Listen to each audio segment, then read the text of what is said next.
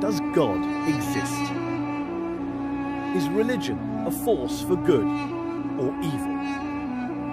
Can religion and science go hand in hand? To find some answers, I've come to Oxford, home to the oldest university in the English-speaking world and the place where I studied as an undergraduate. One of the jewels in this city's crown is the Oxford Union, the debating chamber that's witnessed such legendary orators as Winston Churchill, Benazir Bhutto, and of course, Kermit the Frog.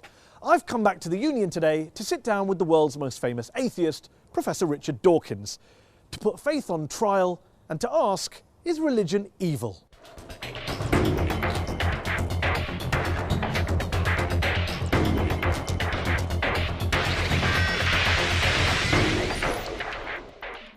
Muslims riot in protest against a truly awful film demonising Islam.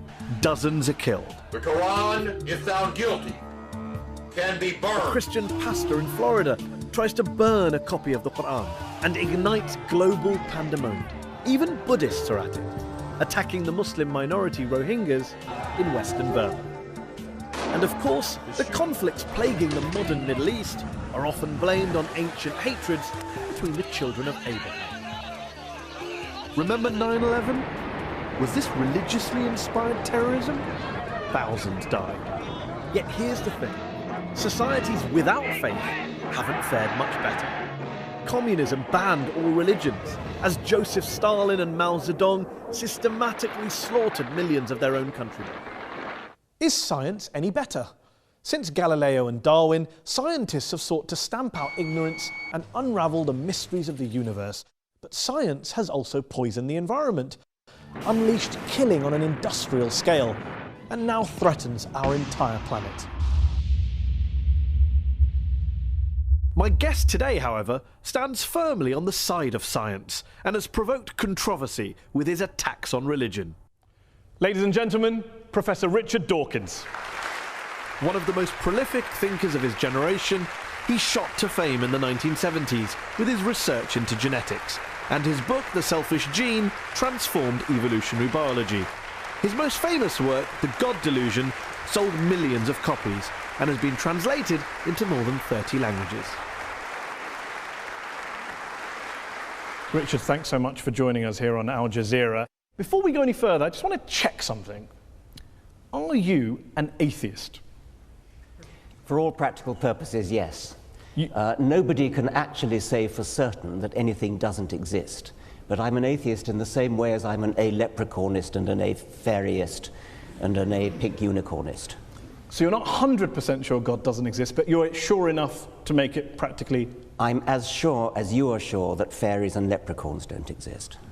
And do you see an equivalence between the idea of God and the idea of a fairy and a leprechaun? The evidence for both is equally poor. You say in The God Delusion, one of my favourite sentences that jumps out of the page, that the God of the Old Testament is a petty, unjust, unforgiving control freak, a vindictive, bloodthirsty ethnic cleanser, a misogynistic, homophobic, racist, infanticidal, genocidal, filicidal, pestilential, megalomaniacal, sadomasochistic, capricious, malevolent bully.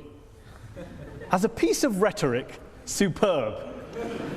But do you really believe that? Congratulations on getting megalomaniacal right, by the way. Most people fumble on that.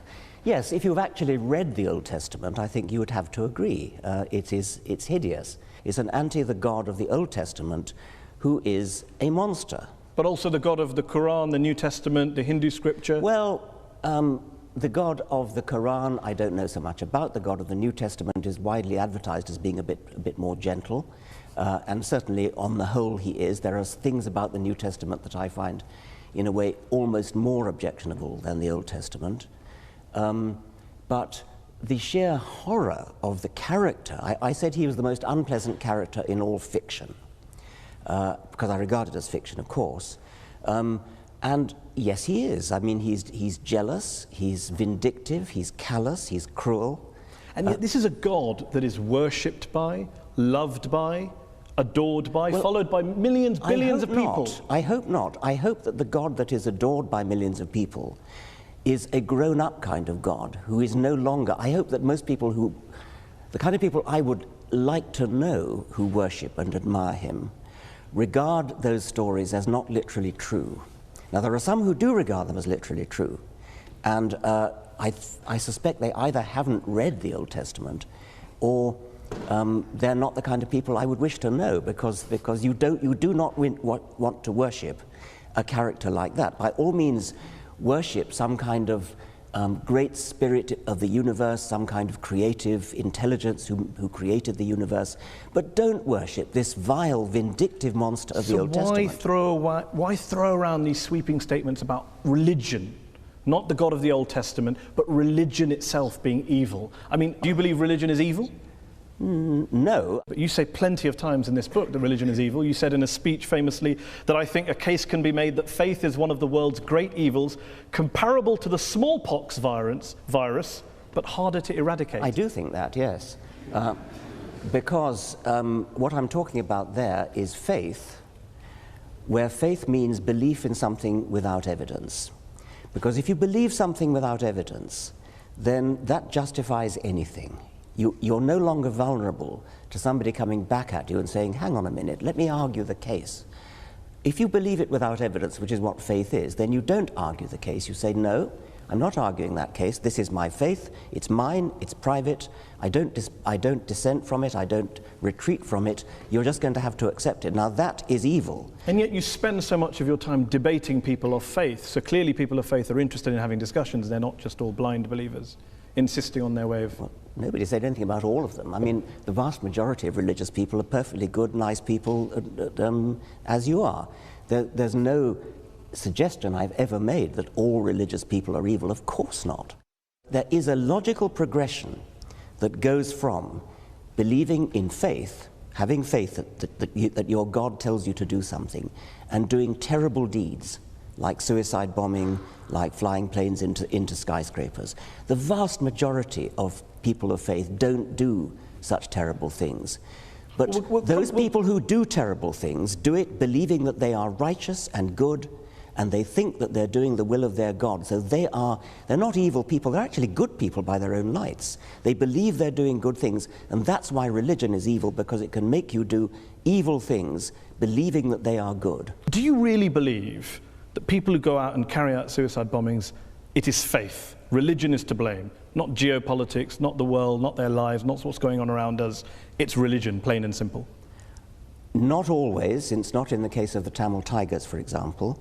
But I think in a great majority of cases it is, and I think it certainly makes it a hell of a lot easier. The evidence is plain that in many Islamic suicide bombers, you talk to them, those who fail, you talk to them afterwards, they've got paradise on the brain. They're desperate to go to a martyr's heaven. And that's what they think about. Professor Robert Pape of the University of Chicago studied every known case of suicide terrorism, 315 cases. And he came to the conclusion that there's, quote, little connection between suicide terrorism and Islamic fundamentalism or any of the world's religions. The taproot of suicide terrorism, he says, is nationalism. It's about land, it's about power, it's about politics. It's not about faith. Faith is just a cover. What do you know that he doesn't know? Well, I've seen other evidence. There are different people say different things. I've seen plenty of testimonies of suicide bombers who have said precisely that they do it because they want a martyr's paradise. Do you include the 7/7 bombers in that case as well? Yes, I believe so. Have you watched their suicide videos? I'm not sure that I have, no. They talk about Afghanistan, they talk about Iraq, they talk about crusades, they talk about war between the West and the Muslim world, they talk about invading armies. I mean, there's a lot of real world stuff in there. I'm not saying, of course not, that faith doesn't play a role, but I'm just interested in this idea that you think faith is the issue. You said in a very famous column you wrote 4 days after 9/11 that this came from religion. There are enormously good reasons for people to take political action, and this we see in Northern Ireland, we see it in Afghanistan, we see it in Sri Lanka, where the Tamil Tigers operated. So yes, there are political reasons, but the promise of a martyr's heaven, which is, you cannot deny that this is part of Islamic doctrine. Martyrs go straight to paradise. Yes, but not terrorists, not murderers, not criminals. Well, they believe that because they're told it by their imams. But then what about the majority of the world's Muslim clerics and ulama who came out and condemned 9/11 straight Well, I'm afterwards? delighted they did, but they were pretty quiet about it. What about the argument that says human beings are prone to violence, they're prone to carrying out crimes against their fellow man? You can blame religion, you can blame politics, you can blame economics, lots of factors, lots of excuses. What I don't get is, why do you only focus on religion? For fairness, why don't you also isolate the other factors? There are lots of other factors, and I'm quite happy to say that, yes. There are lots of, I mean, if you look at the wars of history, some of them have been about religion, plenty of them have not been about religion. I never said religion is the sole cause of wars and violence.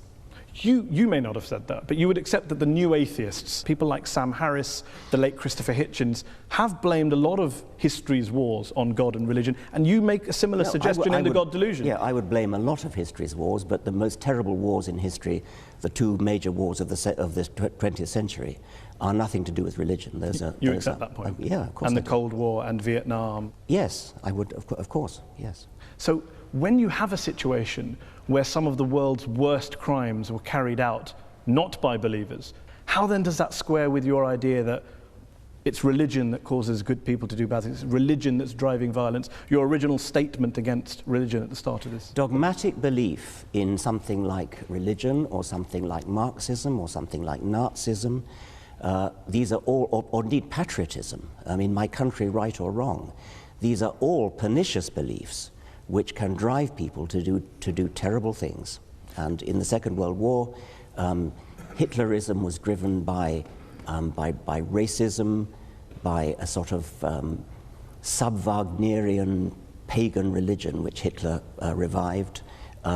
Stalin's atrocities were motivated by a dogmatic belief in Marxism. And atheism. Stalin happened to be an atheist, but he was never motivated specifically. The Soviet Union was not based on scientific rationalism, on the elimination of religion and God? Stalin persecuted the church. Stalin persecuted just about everybody. Are you saying that the Soviet Union, the leaders of the Soviet Union, were not driven by a hatred of religion and a belief that science and human progress and materialism was the way forward? They believed that materialism, science, human progress, those are kind of there was a Marxist slant on those words, and they were hideously misused. Mao Zedong, when he invaded Tibet, told the Dalai Lama that religion is poison. The subtext to the late Christopher Hitchens' book was religion poisons everything. Can you blame people of religion for saying, hold on, we've heard these ideas before, that religion poisons everything and it leads in one direction? It's an incidental fact that Mao Zedong and Stalin happened to be atheists. They incidental, were not it wasn't core to communism. I think it was not core to communism, no. So when Karl Marx was talking about religion being the opiate of the masses, that was just a throwaway line? Yeah, I mean, that was an out of context statement. I mean, what on earth do you think that's got to do with atheism? I don't know. Let me put a statement in context to you. Albania, one of the world's worst dictatorships, tyrannies that we've seen in the last 100 years. Article 37 of Albania's communist constitution declared, quote, "The state recognizes no religion and supports atheistic propaganda in order to implant a scientific, materialistic world outlook in people." What do you think you're saying? I mean, that's an appalling thing to say. Of course it is. Why is that an appalling thing to say? What do you disagree with in that statement? Why would I want to support atheistic propaganda? I support science and truth. But you don't support spreading atheism. I support spreading science and truth. If that happens to be atheism, I support it. I'm not going to start bullying people into being atheist. I'm not going to start trying to compel people to be atheists. That was what the Albanians were doing. It's nothing to do with what I want to do. Of course, but you'd like to persuade them not to be believers and become atheists. I'd like to raise consciousness in a gentle, civilized way, using argument, rational argument, from evidence. In your book, you cite lots of evidence for the bad things religion's done. What I wonder is, if you were being fair, wouldn't you have also included some of the good things that religion's done? My passion is for scientific truth. I don't much care about what's good and evil, actually. I care about what's true.